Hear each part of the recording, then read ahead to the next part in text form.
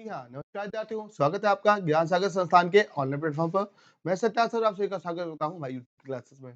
ये students SSC GD के exams को देखते हुए जो हमारी प्रीवियस ईयर्स के क्वेश्चन के डिस्कशन की सीरीज़ चलाई जा रही है, उस सीरीज़ में आज हम लोग आपके अगली क्लास के साथ में हैं। इसमें हम लोग आपका पीछे के कई एग्ज़ाम्स का एनालिसिस करते हुए चल रहे हैं। कैसे पेपर्स आ रहे हैं, कैसे क्वेश्चन्स हैं और किस तरीके से हमको तैयारी करनी है। चलिए चालू करते हैं क्लास को बिना किसी देरी के। यहाँ पर हमारे सामने क्या है कि आपका पहला क्वेश्चन है पंचायत का सदस्य बनने के लिए निम्नलिखित में से कितनी न्यूनतम आयु संविधान के अनुसार जो निर्धारित की गई आवश्यक है। ठीक है, तो आपका जो पंचायत के जो निकाय है इनका सदस्य बनने के लिए आपसे पूछा जा रहा है कि कितनी न्यूनतम आयु आवश्यक है। ऑप्शन में यहाँ पर 36, 21, 18 और 28 वर्ष है। आप सभी को पता है यहाँ पर आपका कि जो पंचायत का सदस्य बनने के लिए जो न्यूनतम आयु हमारे लिए कितनी साल है, आपके 21 साल है। यहाँ पर देखिएगा बहुत आसानी से समझ लीजिएगा, एक चार्ट ऐसा मैं आपको बना रहा हूँ जिसके माध्यम से आप समझ सकते हैं कि कैसे क्या चीजें होती हैं। एक तो सबसे पहले आपको एक एज याद कर लेनी है 18 वर्ष, ठीक है। 18 वर्ष की, फिर आपको अगली एज याद कर लेनी है कौन सी, 21 वर्ष की, फिर आपको अगली एज 25 वर्ष, फिर 5 साल जोड़कर 30 वर्ष और फिर अगले 5 साल जोड़कर आपको 35 वर्ष। इस हिसाब से आपको पूरा आपको चार्ट तैयार कर लेना है। अगर हम बात करते हैं आपके एज की, तो 18 वर्ष की आयु ये किसके लिए, आपके मतदान के लिए, ठीक है। इसके लिए मतदान करने के लिए जो आपकी न्यूनतम आवश्यक आयु कितनी होती है, 18 साल की। 21 वर्ष की आयु जो भी हमारे क्या होते हैं, स्थानीय निकाय होते हैं, उन स्थानीय निकायों का चुनाव लड़ने के लिए आपको 21 वर्ष की न्यूनतम आयु चाहिए। अब अगर बात हो रही है किनके स्थानीय निकायों की, तो कौन कौन से स्थानीय निकाय होते हैं। इन स्थानीय निकायों में से जैसे हमें शहरी स्तर पर आपका नगर पालिका या नगर निगम वगैरह, ये जो भी ऐसे स्थानीय निकाय होंगे इनकी बात हो रही है। ग्रामीण स्तर पर अगर बात करते हैं किसकी, ग्राम पंचायतों की, ठीक है। तो ये जो स्थानीय निकाय होंगे इनके लिए हमें न्यूनतम आयु कितनी चाहिए, 21 साल चाहिए। अगर बात हो रही है किसकी, 25 साल की, तो जितने भी हमारे आपके क्या होते हैं, निम्न सदन होते हैं, चाहे वो केंद्र स्तर के हों चाहे राज्य स्तर के हों। तो वो जो निम्न सदन होंगे, केंद्र स्तर पर हमारे लिए निम्न सदन क्या हो जाएगा आपका, यहाँ पर हो जाएगा आपका लोकसभा केंद्र स्तर पर, और राज्य स्तर पर राज्यों की क्या, विधानसभा। तो इनके सदस्य बनने के लिए आपको न्यूनतम आयु कितनी चाहिए, 25 साल चाहिए। फिर आती है आपकी कौन सी, अगली 30 साल की उम्र। 30 साल की उम्र आपको चाहिए किसके लिए, आपके उच्च सदन का हिस्सा बनने के लिए। उच्च सदन का हिस्सा बनने के लिए आपको 30 वर्ष की उम्र चाहिए। इस 30 वर्ष की उम्र में हमारे यहाँ पे क्या है, यहाँ पर आपका जो भी आपके उच्च सदन, जैसे केंद्र में आपका कौन सा, राज्यसभा हो जाएगा, और राज्यों में विधान परिषद, ठीक है। ये जो अपर हाउस है होंगे इनके सदस्य बनने के लिए न्यूनतम आयु। और रही बात कौन सी आपकी, 35 साल की। 35 साल की आपको न्यूनतम आयु चाहिए, ठीक है। ये 35 वर्ष की जो हमारे आपके राष्ट्रपति या जो हमारे उपराष्ट्रपति या राज्यपाल जैसे जो हमारे आपके उच्च पद होंगे उनके लिए न्यूनतम आयु कितनी है, आपके 35 साल है। तो इस हिसाब से हमारे यहाँ पर जो एज के अकॉर्डिंग क्या किया गया है, आपकी एलिजिबिलिटी डिसाइड की गई है संविधान में। याद कर लीजिएगा 18, 21, 25, 30 और 35 वर्ष, ये आपके अलग अलग क्राइटेरिया है, ठीक है। तो इस आप चार्ट के माध्यम से प्रॉपर्ली आई थिंक समझ पा रहे होंगे चीजों को। अगला क्वेश्चन है, Indira Gandhi memorial tulip garden जो एशिया का सबसे बड़ा ट्यूलिप गार्डन है कहाँ पर स्थित है। अगर बात करते हैं ट्यूलिप की, तो ट्यूलिप के फूलों के हमारे यहाँ पे जो मेनली खेती होती है आपके जम्मू कश्मीर में होती है। जम्मू कश्मीर का दिया हुआ एकमात्र ऑप्शन यहाँ पे कौन सा है, श्रीनगर है। तो यहाँ पर आपसे क्या हो जाएगा, श्रीनगर में आपका जो ट्यूलिप गार्डन है, तो एशिया का सबसे बड़ा ट्यूलिप गार्डन कौन सा है, Indira Gandhi memorial tulip garden है। अगला है 2020 में अपने स्वतंत्रता दिवस के भाषण के दौरान प्रधानमंत्री ने निम्नलिखित में से कौन से अभियान की घोषणा की थी, ठीक है। तो 2020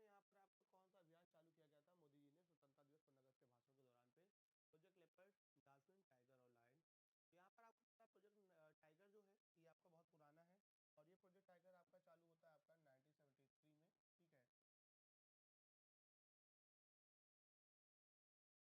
आपका 1973 में, ठीक है।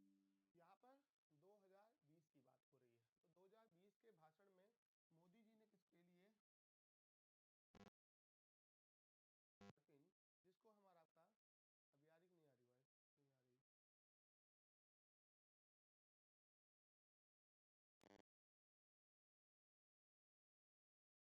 रही।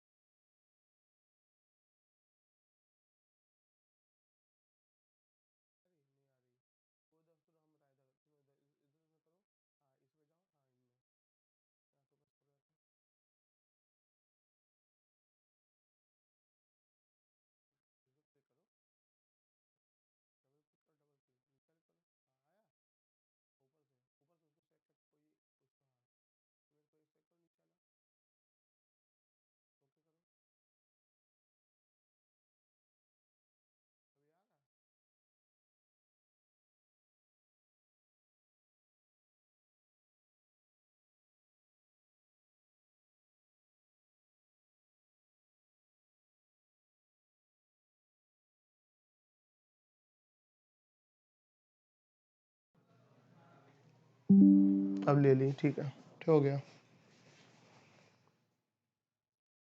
ठीक, तो यहाँ पर आपका थोड़ी सी टेक्निकल प्रॉब्लम थी, उसके लिए हम क्षमा चाहेंगे। यहाँ पे क्या है, आपका प्रोजेक्ट डॉल्फिन जो चालू हुआ था आपका 2020 में, तो यहाँ पर प्रोजेक्ट डॉल्फिन जो है आपका इसके लिए सॉरी इसकी घोषणा की गई थी मोदी द्वारा भाषण के समय पे। यहाँ पर अगर बात करें किसकी, डॉल्फिन की, ठीक है, जो हमारे यहाँ पर डॉल्फिन है, डॉल्फिन मीठे पानी में पाई जाने वाली एक मछली की प्रजाति है, ठीक। अब भारत में आपकी कौन सी डॉल्फिन पाई जाती है, गंगा डॉल्फिन पाई जाती है। याद कर लिएगा, भारत में कौन सी डॉल्फिन है, गंगा नदी में पाई जाती है, गंगा डॉल्फिन है। ये गंगा डॉल्फिन होती है, इसको आपका सूस डॉल्फिन के नाम से भी जाना जाता है। सूस डॉल्फिन क्यों, क्योंकि ये जो डॉल्फिन मछली होती है ये आपकी स्तनधारी है।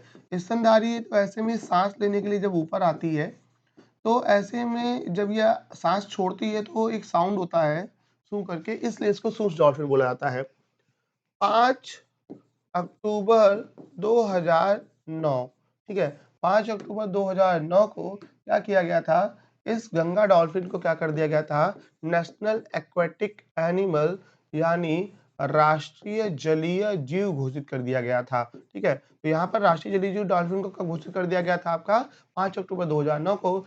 इसी प्रक्रिया में हम लोग हर साल 5 अक्टूबर को क्या मनाते हैं, राष्ट्रीय डॉल्फिन दिवस भी मनाते हैं। ये भी करंट का क्वेश्चन है, हाल ही में घोषित दिनों में से एक होता है, तो राष्ट्रीय डॉल्फिन दिवस होता है, ठीक है। तो यहाँ पे ये डॉल्फिन, अच्छा डॉल्फिन के बारे में खास बात होती है, जो डॉल्फिन मछली होती है ये आपकी दृष्टिहीन होती है, मतलब ये देख नहीं सकती है।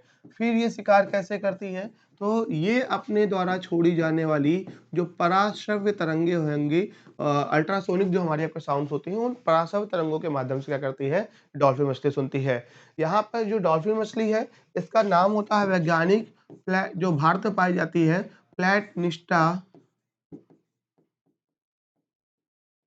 गंगैटिका, ठीक है, गंगा में पाई जाएगी इसलिए आपका प्लेटनिस्टा गंगैटिका कहते हैं। भारत में एक और डॉल्फिन पाई जाती है, ये म्यांमार की इरावदी के बेस पर है, तो ये इरावदी डॉल्फिन ये पाई जाती है कहाँ पर, आपके ये पाई जाती है उड़ीसा के चिल्का झील के क्षेत्र में पाई जाती है। वहां से ये म्यांमार के क्षेत्र से तैरकर यहाँ पर आ जाती हैं, तो यहाँ पर इरावदी डॉल्फिन चिल्का झील के लेक में पाई जाती है। तो यहाँ पर इसका आंसर क्या हो जाएगा, आपका प्रोजेक्ट डॉल्फिन हो जाएगा। इंपॉर्टेंट है, बहुत अच्छा पॉइंट है, ठीक है। चलिए अगला क्वेश्चन देखते हैं। अगला क्वेश्चन है stereopsis is a feature associated with the eye, nose, tongue and year.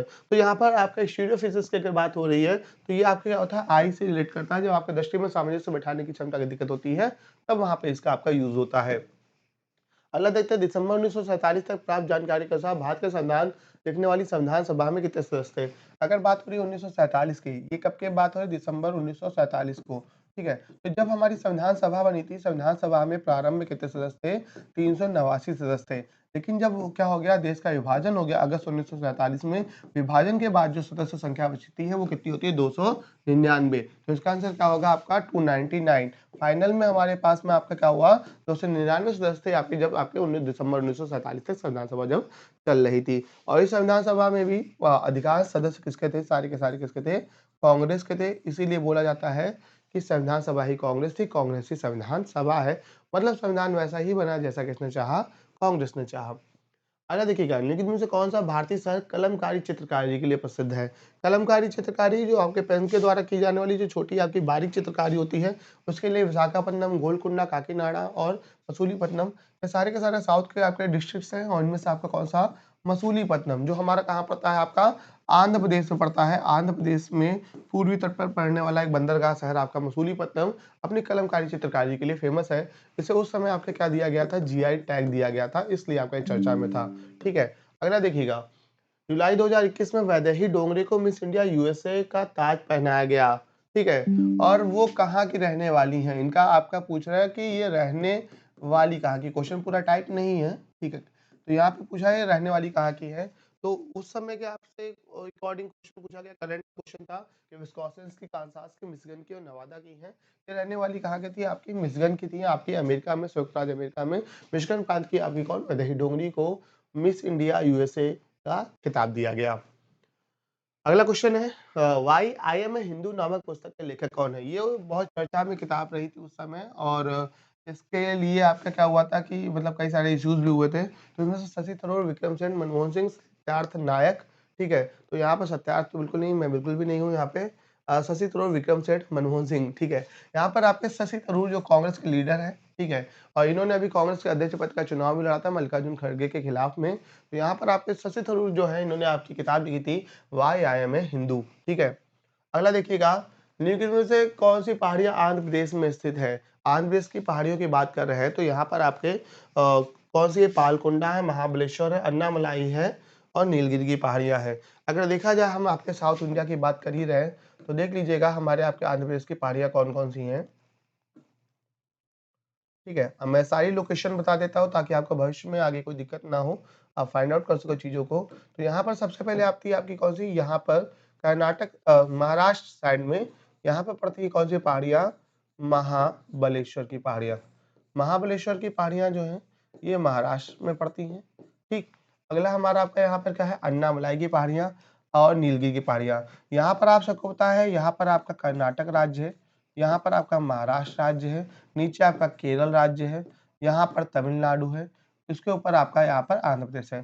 Karnataka, Tamil Nadu, Kerala की सीमा पर यहाँ पर आपकी पहाड़ियाँ पड़ती हैं, नीलगिरी की पहाड़ियाँ। ये नीलगिरी की पहाड़ियाँ क्या करती हैं? जोड़ती हैं पश्चिमी घाट की पहाड़ियों को पूर्वी घाट की पहाड़ियों से।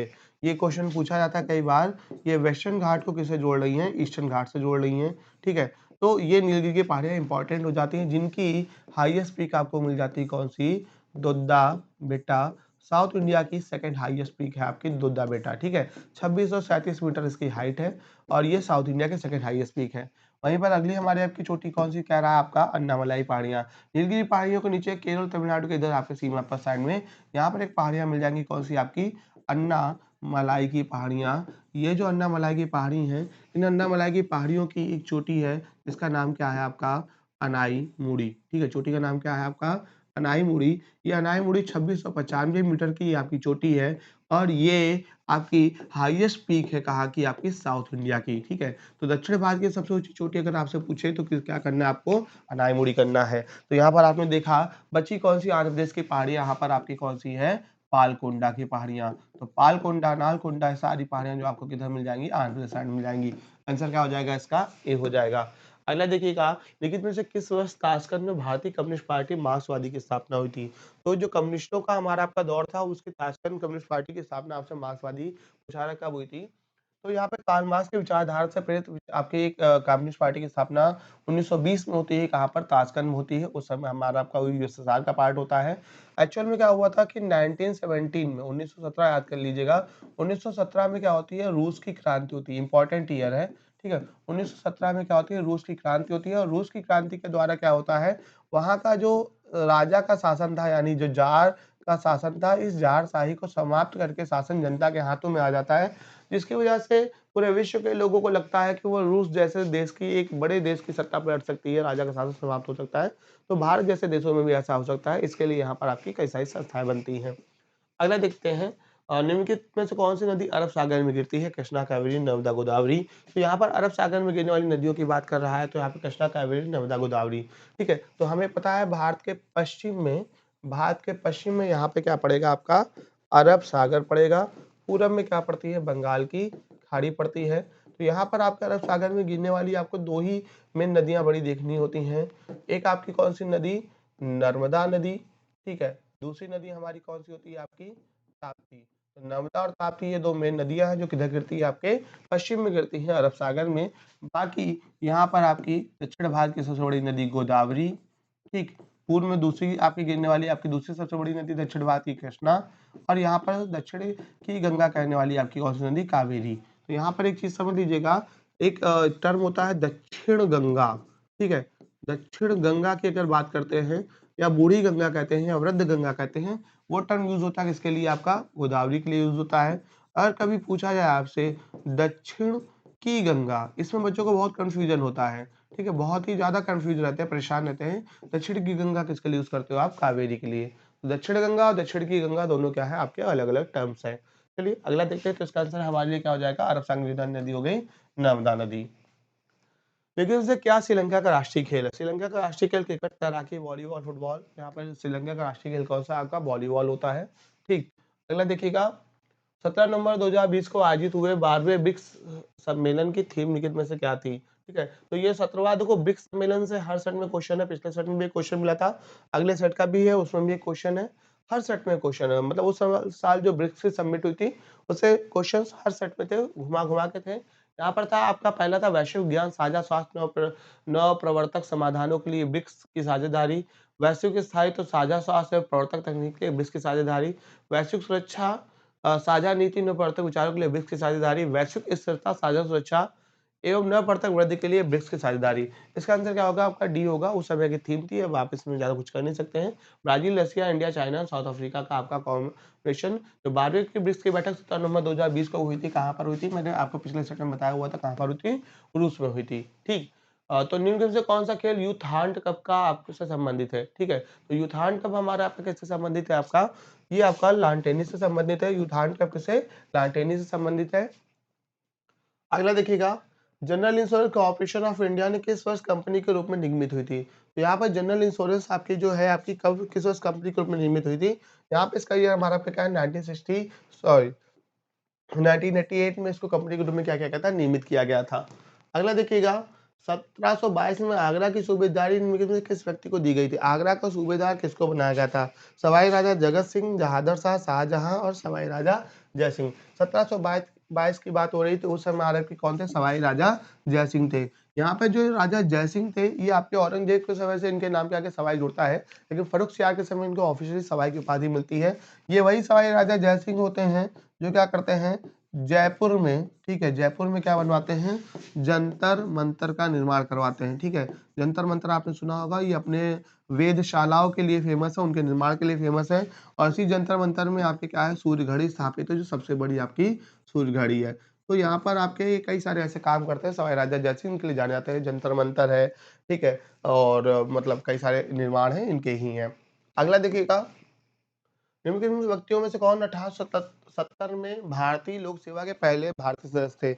मतलब इंडियन सिविल सर्विसेज का एग्जाम पास करने वाला अगर पहले व्यक्ति का नाम पूछा जा रहा है, तो यहाँ पर आपके निवरन चंद्र मुखर्जी, पिंगली वेंकैया, विपिन चंद्र पाल, सत्येंद्रनाथ टैगोर। तो इसका आंसर क्या होगा? सत्येंद्रनाथ टैगोर पहले पर्सन थे जो इन्होंने क्या किया था? आईसीएस के एग्जाम को आपका क्रैक किया था। ठीक है, जो इंडियन सिविल सर्विसेज उस समय होती थी ब्रिटिश कालीन, उसको पास करने वाले पहले व्यक्ति कौन थे? सत्येंद्रनाथ टैगोर थे। विपिन चंद्र पाल, ये आपके गरम दल से संबंधित थे और ये आपके लाल बाल पाल की टुकड़ी से बिलोंग करते थे। पिंगली वेंकैया जो थे, इन्होंने ही भारत का क्या किया है? राष्ट्रध्वज आपका डिसाइड किया है। ठीक है, जो राष्ट्रध्वज को डिजाइन करने वाले व्यक्ति कौन है? आपके पिंगली वेंकैया जी हैं, इनको भी याद रखिएगा। ठीक, अगला क्वेश्चन देखते हैं।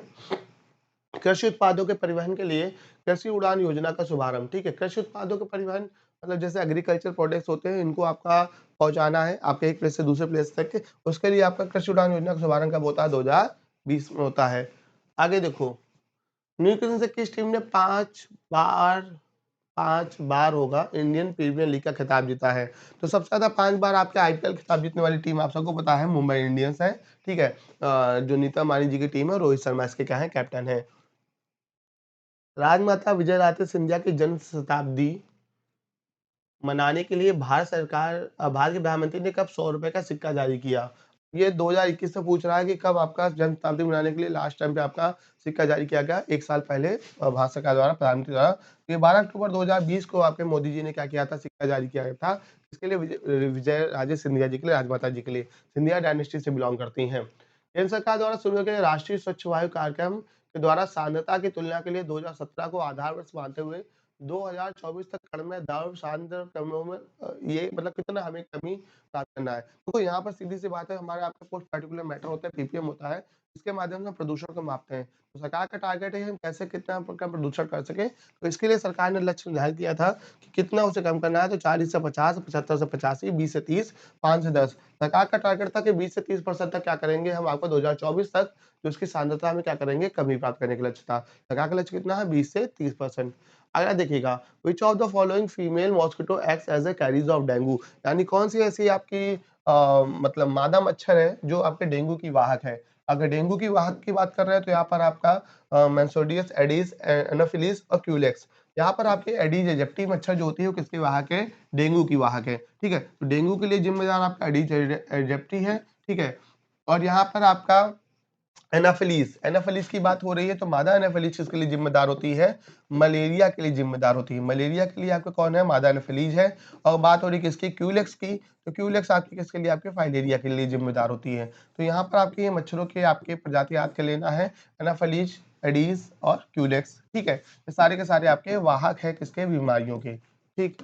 अगला देखो, छतों पर वर्षा जल संचयन को अनिवार्य करने वाला भारत का पहला और एकमात्र राज्य कौन सा है? देखो यहाँ पर रेन वाटर हार्वेस्टिंग है, मतलब जो वर्षा का जल होता है, जो आपका पानियों नालियों के द्वारा बहकर आपका बर्बाद हो जाता है, उसको स्टोर करना अनिवार्य करने वाला भारत का पहला राज्य। करंट का क्वेश्चन था उसमें, बहुत इंपॉर्टेंट भी था। यहाँ पर आपका कौन सा राज्य है? आपका तमिलनाडु। तमिलनाडु राज्य ने क्या कर दिया? रेन वाटर हार्वेस्टिंग को अनिवार्य कर दिया है, जिसके माध्यम से क्या है कि आपका पानी को हर हालत में, आपको जो भी नए घर बनेंगे उनकी छतों के द्वारा जो पानी होगा वो आपका रेन वाटर हार्वेस्टिंग द्वारा एक किसी आपके प्लेस पे स्टोर किया जाएगा। ये अनिवार्य कर दिया गया हर घर में के लिए, ठीक है? तो कौन सा राज्य होगा आपका? तमिलनाडु। अगला देखिएगा, निम्न में से नवंबर 2020 में एचडीएफसी म्यूचुअल फंड के प्रबंध निदेशक और मुख्य कार्यकारी अधिकारी के रूप में किसे नियुक्त किया गया?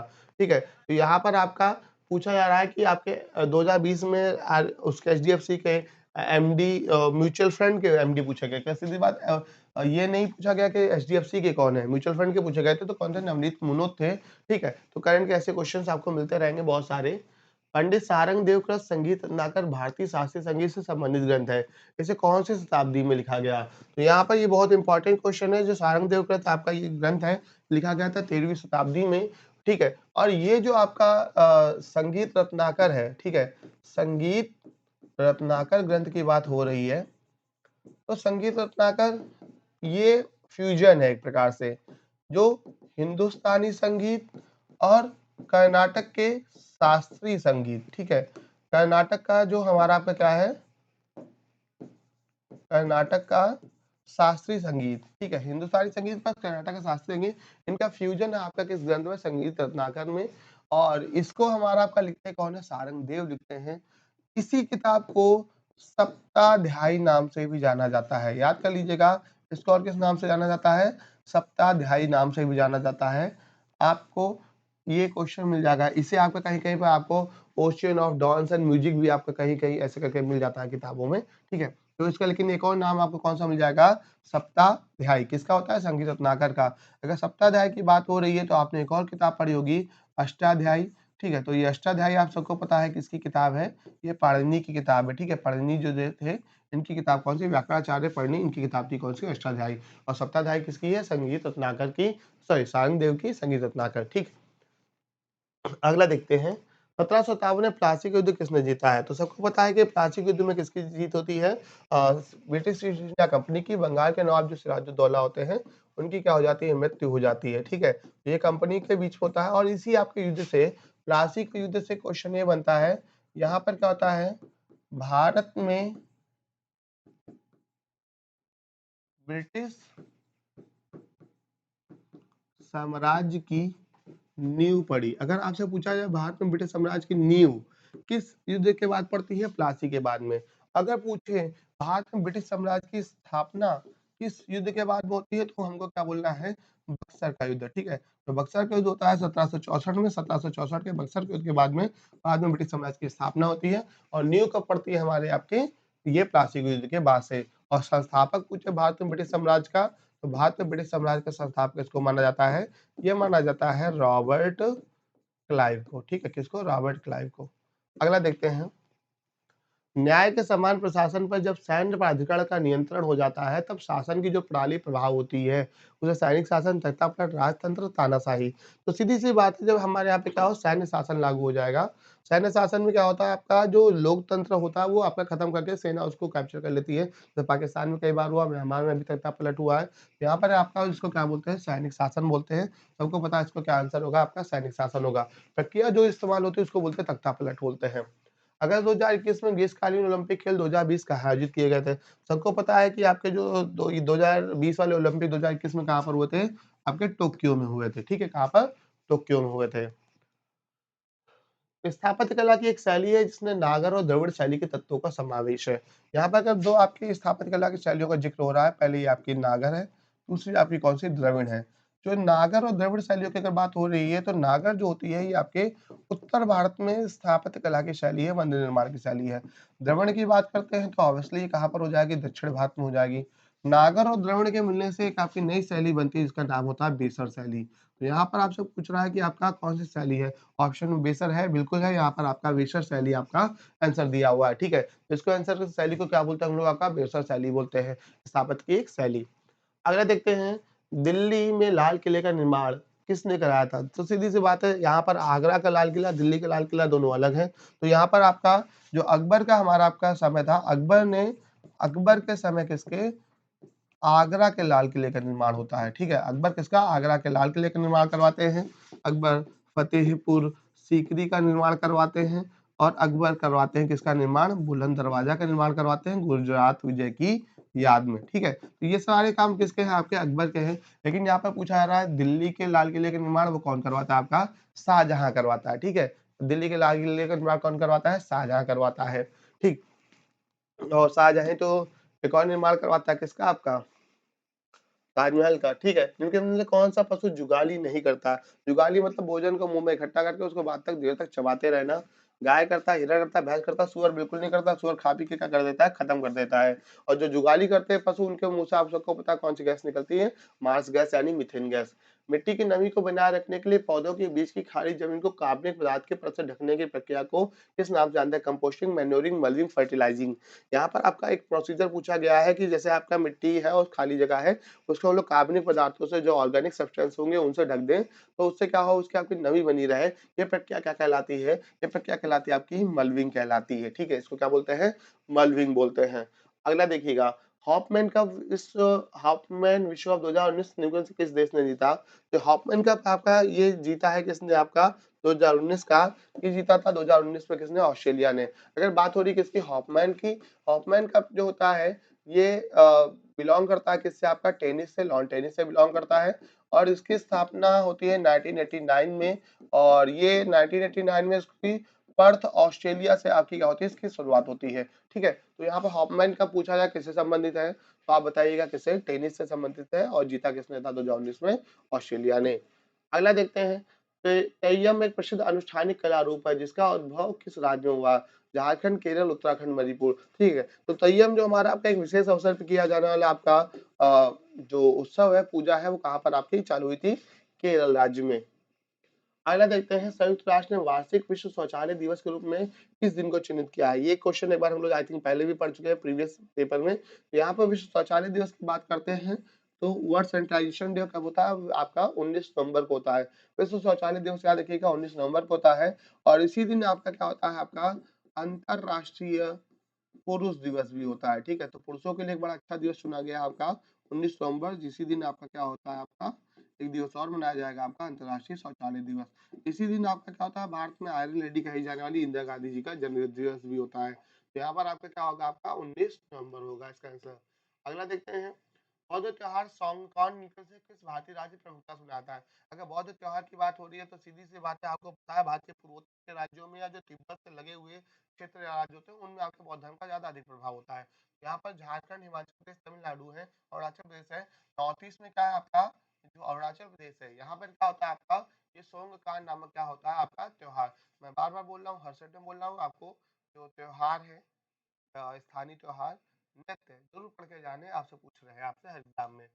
अगला देखिएगा, 1982 में दिल्ली में आयोजित हुए एशियाई खेलों के शुभारंभ के रूप में किसका उपयोग किया गया था? तो 1982, अब देखो ये क्वेश्चन आप जिंदगी में कभी याद नहीं कर सकते हो, आपको कभी याद हो पाएगा? ऐसे टाइप से आपसे क्वेश्चन आएंगे ना, आपको पता है 1982 कभी पूछेंगे, ये आप कैसे कर सकते हो? उसका आंसर क्या था? अब्बू हाथी का क्या था, ठीक है। अगला देखिएगा, 12वें ब्रिक्स सम्मेलन का आभासी आयोजन की अध्यक्षता किसने की थी? अभी मैंने बताया आपको 12वें ब्रिक्स सम्मेलन इसके पहले वाले सेट में मिला था, कहाँ पर हुआ था? आपका रूस में हुआ था। सीधी सी बात है, जहाँ पर आपका मीटिंग होगी उसी के राष्ट्रपति अध्यक्षता करेंगे। तो रूस के राष्ट्रपति व्लादिमीर पुतिन ने क्या की थी? 12वें ब्रिक्स बैठक की क्या की थी? अध्यक्षता की थी। अगला देखते हैं, 39वां पुरस्कार में कर्नाटक,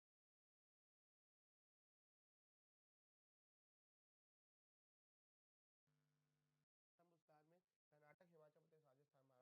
किसने क्या जीता?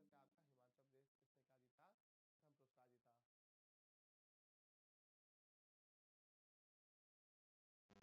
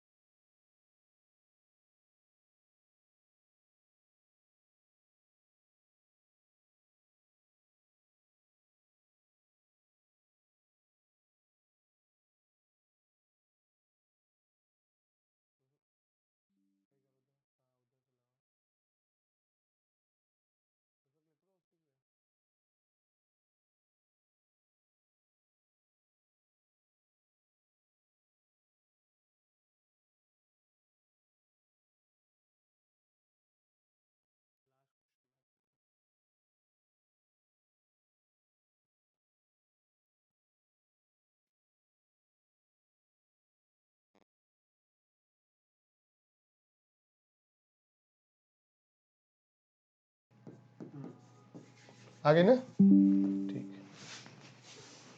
देखिएगा यहाँ पर आपका लास्ट क्वेश्चन है आज का, थोड़ी सी टेक्निकल प्रॉब्लम फिर से थी। यहाँ पे आपसे पूछा रहा है वित्त आयोग का गठन 27 नवंबर 2017 को किया गया है। आर्टिकल 280 के अंतर्गत में, आर्टिकल 280 में वित्त आयोग का उल्लेख है। तो यहाँ पे पूछा जा रहा है आपका कि 15वें वित्त आयोग का जो हमारा आपका था, इसके हमारे आपके मतलब किस वित्त आयोग का गठन किया गया था? तो 15वें वित्त आयोग का गठन किया गया था, जिसके आपके हेड कौन है? नंद किशोर सिंह यानी एनके सिंह जी हैं। इसका आपका गठन किया गया था आपका 2017 में। अगर बात की जा रही है आपके 14वें वित्त आयोग की, तो जो इसके पहले का 14वें वित्त आयोग का आपका है, तो इसका आंसर हमारा आपका क्या होगा? इसके अध्यक्ष कौन थे? वाईवी रेड्डी। इन दोनों नामों को याद कर लीजिएगा, बहुत ज्यादा पूछे जाते हैं। ठीक है, तो एनके सिंह वर्तमान में 15वें के हैं और 14वें के कौन थे? वाईवी रेड्डी थे। ठीक है, उम्मीद है आपको क्लास आज की समझ में आई होगी। जैसा भी आपके सुझाव हो कमेंट करके जरूर बताइएगा। वीडियो पसंद आए तो एक बार लाइक शेयर जरूर कर दीजिएगा, ताकि ज्यादा से ज्यादा विद्यार्थी जुड़ सके और भी ज्यादा से ज्यादा देख सके। आज के लिए इतना ही, धन्यवाद।